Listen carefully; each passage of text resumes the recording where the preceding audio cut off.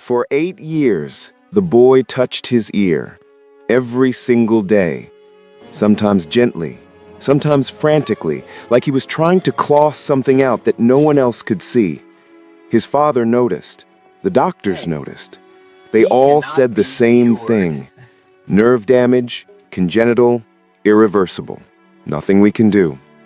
His father spent 60 billion won, over $50 million, flew across 3 continents, and begged the world's most brilliant specialists to look one more time. They all shrugged, took his money, and told him to accept reality. Then, a maid from Nigeria noticed something no one else did, and what she found inside that child's ear would shatter everything they thought they knew. Pay attention, because things like this happen every day in our society. Kang Jae-won was a billionaire, not the kind who flaunted wealth, but the kind who owned it so completely that even his silence commanded empires. CEO of Hansong Pharmaceuticals, a company that manufactured hope in pill form for millions. Private estates, helicopters, investment portfolios that could fund small countries. But his 8-year-old son, Hyun-woo, was born deaf. 8 years old and never heard a single sound. Not his father's voice, not music, not laughter, nothing. Jae-won tried everything. Johns Hopkins in Baltimore, the Mayo Clinic, Tokyo University Hospital, specialists in Switzerland who charged $15,000 just to walk into the room. They ran MRIs, CT scans, genetic tests, auditory brainstem response tests. All of them said the same thing: irreversible, congenital, sensory neural hearing loss. Accept it, move on. But Jae-won couldn't accept it, because Hyun-woo was all he had left. His wife, Mi-sun, died giving birth to that boy, hemorrhaged on the operating table while Hyun-woo took his first silent breath. So Jae-won kept searching, kept spending, kept praying to a God he wasn't sure was listening anymore. What he didn't know was that the answer wasn't coming from a hospital. It was coming from the woman he'd just hired to clean his floors. Welcome, best friends. It's Onyx, aka K-Afro Tales. Before we continue, do me a favor. Hit that subscribe button right now. Seriously, you're gonna want to see how this ends. And drop a comment telling me where in the world you're watching from. I truly believe, from the bottom of my heart, that this story found you today for a reason. Now, let me tell you about the maid who changed everything. Adana Okafor was a maid, 27 years old, no medical degree, no credentials, just a woman from Enugu, Nigeria, trying to send money home to keep her grandmother's medication coming. She'd been in Seoul for 3 years, working whatever jobs she could find, living in a shared apartment with 4 other women. When the agency called about a position at the Kang estate in Pyeongchang-dong, she nearly cried. The pay was 3 times what she'd been making, enough to finally breathe. But the moment she walked through those gates, she knew this wasn't just a job. This was a tomb. The Kang mansion was massive, traditional Hanok architecture blended with modern glass and steel, perched on a hillside overlooking Seoul like a silent monument. Everything about it whispered wealth. Marble floors, hand-carved woodwork, art that belonged in museums. But it was the silence that struck Adana first. Not peaceful silence, suffocating silence, like the house itself was holding its breath. Mrs. Choi, Soon-hee, the head housekeeper, gave her the tour with all the warmth of a prison warden. You are not allowed to speak to the young master. No eye contact with Mr. Kang. Do your job. Clean, stay invisible, collect your paycheck. Understood?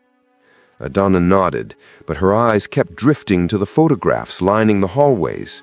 A beautiful woman with kind eyes, pregnant and glowing. The same woman holding a newborn, except the photo was in a frame draped with black ribbon. Mi-sun, Hyun-woo's mother. Gone before her son ever heard her say his name. Adana met Hyun-woo on her second day. She was cleaning the library when she saw him sitting cross-legged on the floor, surrounded by colored pencils and drawing paper. He was small for 8, delicate features like his mother, dark eyes that seemed too old for his face. He was drawing birds, dozens of them, eagles, sparrows, cranes, all in flight, all with their beaks open like they were singing. She watched him for a moment, then smiled. He glanced up, met her eyes for half a second, then looked away. But as he returned to his drawing, his hand drifted to his right ear. He touched it, winced, pulled his hand away, then 30 seconds later touched it again. Adana's chest tightened. She'd seen that gesture before. She just knew she'd seen that somewhere. Mrs. Choi appeared in the doorway like a shadow. "I told you not to interact with him." "You were just leaving." Mrs. Choi's voice was ice. "Mr. Kang doesn't need staff giving his son false hope. The boy is deaf. That's final." Mrs. Choi didn't understand that help could come from anywhere, and it is never wise to look down on anybody. Adana bowed her head and left. But that night, lying in her cramped apartment, she couldn't stop thinking about Hyun-woo's hand drifting to his ear, about the wince, about the way he touched it like something was wrong. It reminded her of her cousin, Chidi, back in Nigeria. Chidi had been deaf for 6 years. 6 years of silence, of special schools, of their family grieving a loss that wasn't a loss at all, until a nurse at a free clinic in Enugu finally looked inside his ear and pulled out a mass of compacted wax and debris the size of a marble. Chidi heard instantly.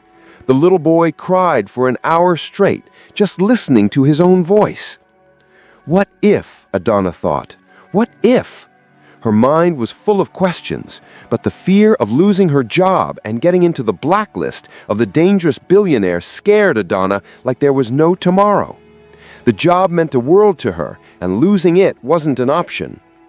However, over the next 2 weeks, Adana found small ways to connect with Hyun-woo. She left an origami crane on his desk. The next day, it was sitting on his windowsill, carefully preserved. She learned basic Korean Sign Language from YouTube videos late at night, her eyes burning from screen fatigue. One morning, she signed "hello" to him as she passed his room. His eyes went wide. He signed back. A small smile crept across his face, the first she'd seen from him. They developed their own language, half KSL, half gestures they invented together. He'd show her his drawings. She'd show him photos of Nigeria on her phone, her grandmother's smile, the red dirt roads of Enugu, the markets bursting with color. He was fascinated. He pointed to her grandmother and signed a question she didn't understand at first. Then she realized. He was asking if Adana's mother was alive. She shook her head. He nodded slowly, touched his chest, then pointed to a photo of Mi-soon on his desk. "Same," his eyes said. "Same." But through it all, Hyun-woo kept touching his ear, and the touches were getting more frequent, more urgent.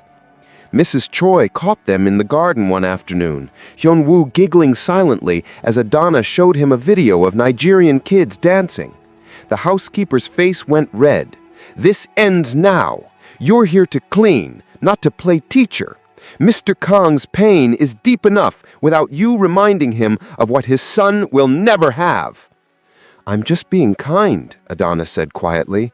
"Kindness here is cruelty. You don't understand what that boy represents to this family. Every time Mr. Kang looks at him, he sees his wife's death. Don't make it worse." But Ja-won had been watching. From his office window, he'd seen his son laugh, actually laugh, shoulders shaking, head thrown back in joy even if no sound came out. He hadn't seen Hyun-woo smile in 6 months, maybe longer. The boy had become a ghost in his own home, and Ja-won had let it happen because looking at his son hurt too much.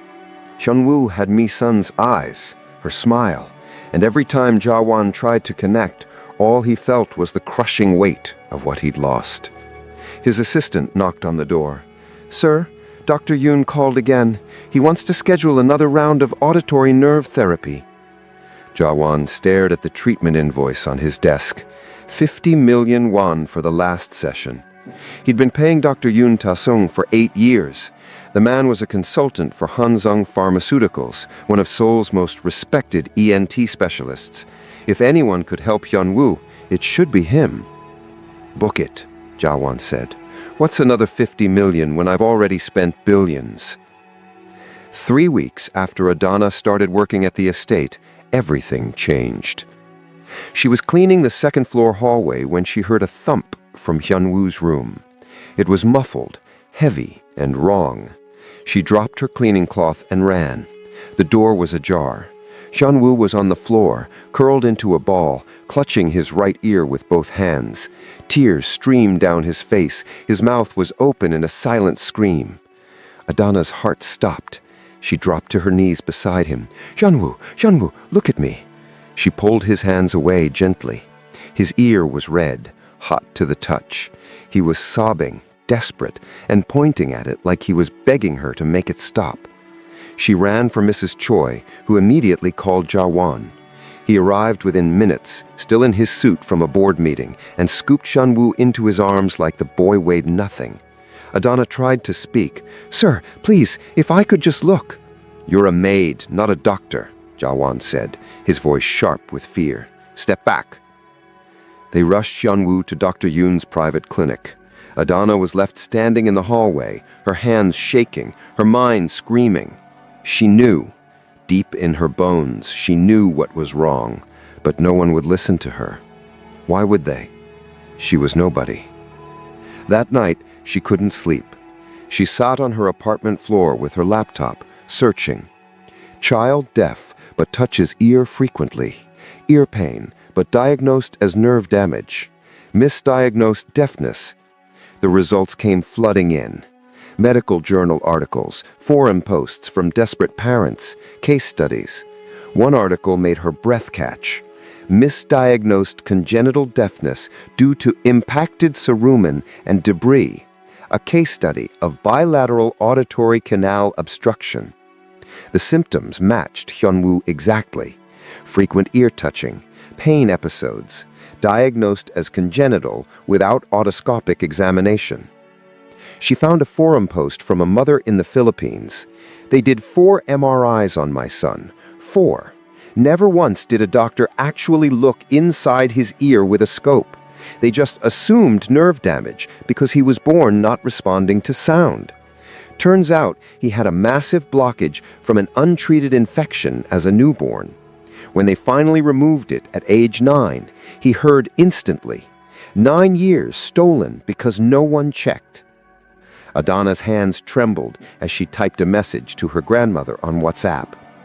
What if they never actually looked inside his ear? Her grandmother's response came minutes later. Then you know what you have to do, my child. Grandma, I could lose my job, my visa. They could have me arrested. What did Queen Esther say? If I perish, I perish. That boy needs you, and God didn't bring you to that house by accident. Adana closed her laptop and prayed. Not a polite prayer, a desperate one. God, if this is you, make a way. If I'm wrong, stop me. But if I'm right, give me courage. The next morning, Hyun-woo returned from Dr. Yoon's clinic. Mrs. Choi told the staff it was just a headache. They'd given him pain medication. Nothing serious. But Adana watched Hyun-woo walk past her in the hallway, and he was still wincing, still touching his ear when he thought no one was looking. Nothing had been checked. Nothing had been done. She made her decision, a decision that would brutally change everything. During lunch break, while the other staff ate in the kitchen, Adana boiled water and sterilized a pair of tweezers she'd bought from a pharmacy. Her heart hammered against her ribs. She put on latex gloves. This was insane. This was illegal. This could destroy her life. This action could send her to jail for a very long time. But if she did nothing, and that boy suffered for 8 more years or worse, she'd never forgive herself. She found Hyun-woo in his room drawing. She knelt beside him and signed slowly. Can I look at your ear, the one that hurts?" He hesitated. His eyes searched hers. Then he nodded. She gently tilted his head, angling it toward the window light. She turned on her phone's flashlight and peered into Hyunwoo's right ear canal. For a moment she saw nothing. Then she adjusted the angle and her breath stopped. There it was. Lord, there it was. A dark, dense mass lodged deep in the canal, almost black. It wasn't just earwax. It looked like compacted debris, cerumen mixed with what might be old blood and skin cells, hardened over years into a solid plug. It was huge, the size of a large bean, and it was sitting there, blocking everything, pressing against his eardrum. This was why he couldn't hear. This was what 60 billion won in specialists had missed. Tears blurred Adana's vision. She blinked them away. She signed to Hyunwoo, "I need to take something out of your ear. It might hurt a little bit, but I think it's why you can't hear. Do you trust me?" Hyunwoo looked at her for a long moment, then he nodded. She positioned him on his side, his head braced against the pillow. Her hands were shaking so badly she had to stop and breathe. "God, guide my hands, please." She picked up the sterilized tweezers, leaned close, peered into the canal. The mass was right there. She could see the edge of it. Slowly, carefully, she inserted the tips of the tweezers. Hyunwoo whimpered but stayed still.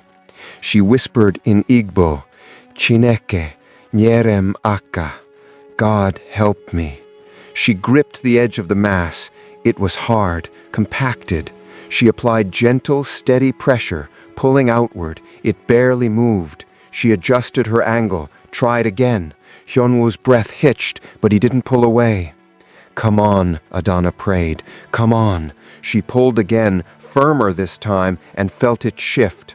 The mass began to slide, bit by bit. She kept steady pressure, her whole body tense, and then, with one final careful pull, it came free. The plug was massive, dark and waxy, streaked with old blood, dense as a stone.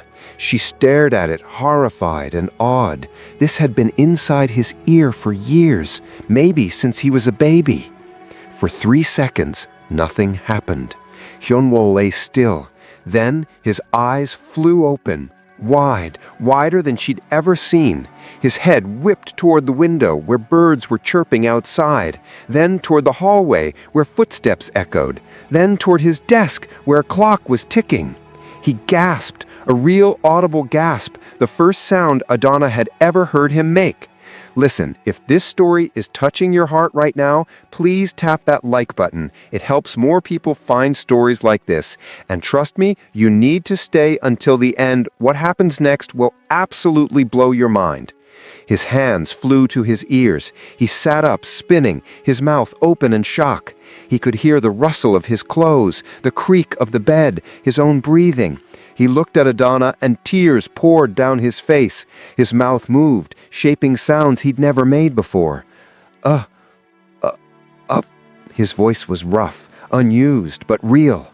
He pointed to his ear, then at Adana, then at the window. He was trying to tell her he could hear. She was sobbing. "You can hear me? Hyunwoo, you can hear?"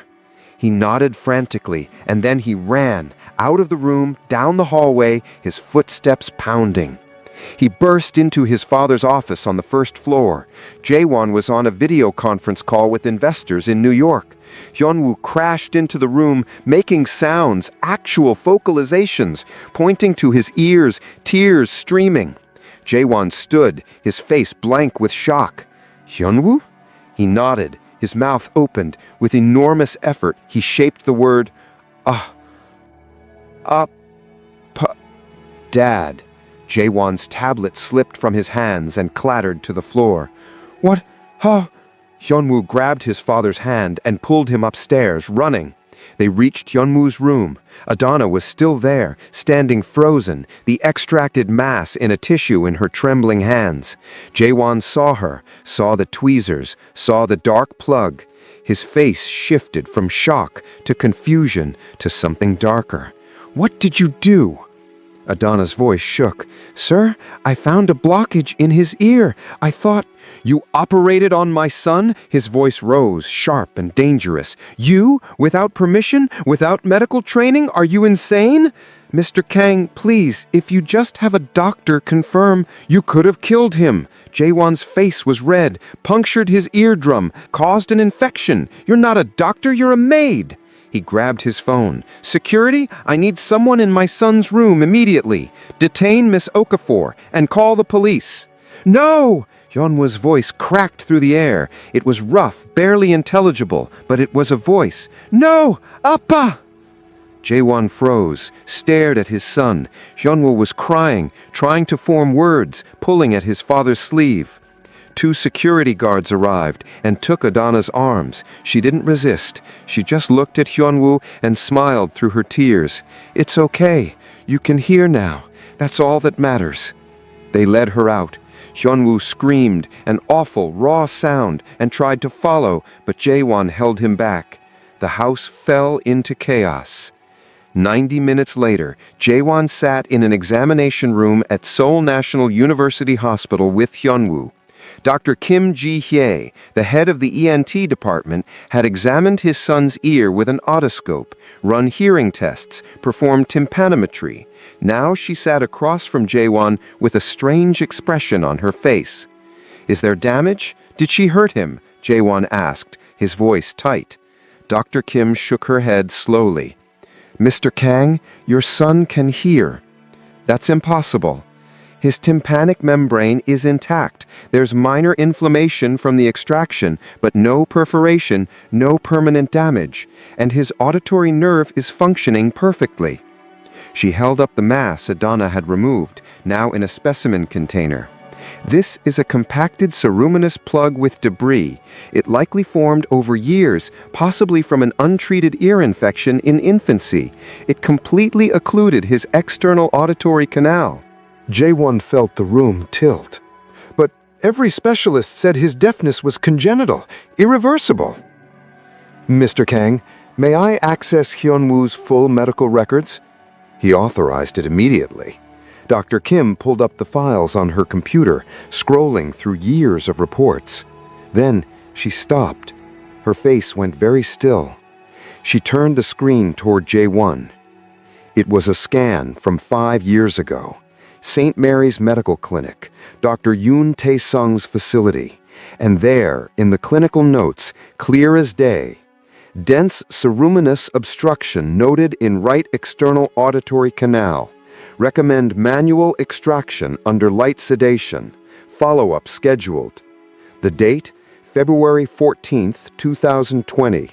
The recommendation, never followed up.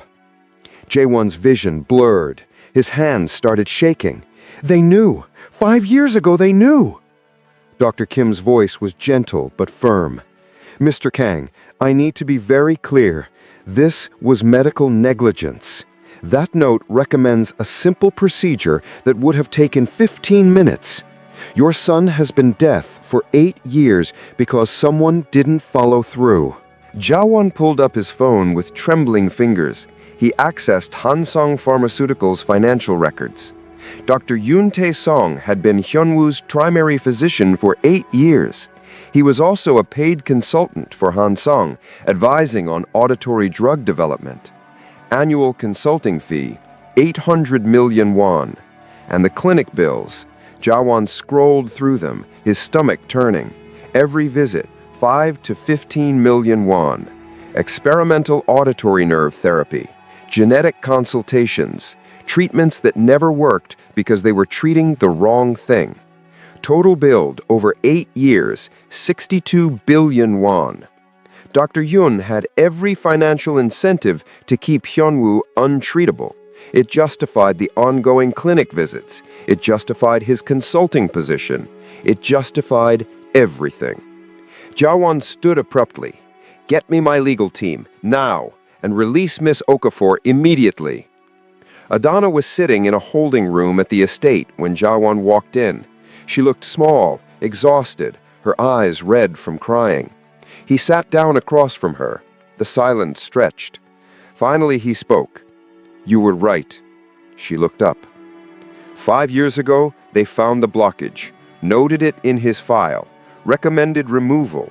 His voice cracked, and they did nothing, just kept billing me, kept him deaf for money. Adana's breath caught. "Mr. Kang, I spent $50 million on specialists around the world, and the person who saved my son was the one person I didn't listen to." He bowed his head, a full 90-degree bow, deeply apologetic. "Forgive me, please." Tears slid down her cheeks. "I just saw my cousin in him. I couldn't do nothing." "You did what love told you to do, while I trusted credentials and money." He lifted his head. "You gave my son his voice, and I had you arrested." Over the next week, Hyunwoo's world exploded with sound. He heard rain for the first time and ran outside, spinning in it, laughing, a real laugh that echoed through the estate. He heard music and cried during a piano piece his mother used to play. He heard his father say, "I love you" for the first time, and signed it back, then whispered, "Sarang hae." Adana was there for all of it. She'd been asked to stay, not as a maid, but as Hyunwoo's companion while he adjusted. And every day, Jawan watched her with his son and felt something shift in his chest. One evening, he found her in the garden. "I need to ask you something." She turned. "Yes?" "My legal team wants to keep this quiet, the negligence, the fraud. They say a scandal will hurt Hansong's stock price." Her face fell. "So you'll protect them?" "That's what they advised. But I fired Dr. Yun this morning, filed criminal charges, and I'm holding a press conference tomorrow to expose everything." Her eyes widened. Jawan stepped closer. "I don't want you to work for me, Adana. I want you to stay as the woman who gave me everything back, my son's voice, my hope, my reason to believe in miracles again." "Mr. Kang, I'm just—" "You're the bravest person I've ever met." Footsteps. They both turned. Hyunwoo stood in the doorway, his voice small but clear. "Adana, stay?" She looked at the boy, then at his father. "Yes, I'll stay." Jawan stepped forward and gently wiped a tear from her cheek. "Thank you for seeing what I couldn't." He leaned in. She didn't pull away. Their lips met, soft and tentative, and for the first time in 8 years, Kan Jae-won felt whole. Hyunwoo giggled, a bright, beautiful sound. They broke apart, laughing. The three of them stood there in the garden, and the house that had been silent for so long was finally, blessedly full of sound. Some miracles, it turned out, were just the beginning. Blessings can come into your life in ways you never expected, so keep hope alive. Thank you for watching till the end. You're the real MVP. And before you go, do yourself a favor and watch my other stories on my channel. You won't regret it. See you in the next one, and remember, some miracles are just the beginning. Thank you for watching.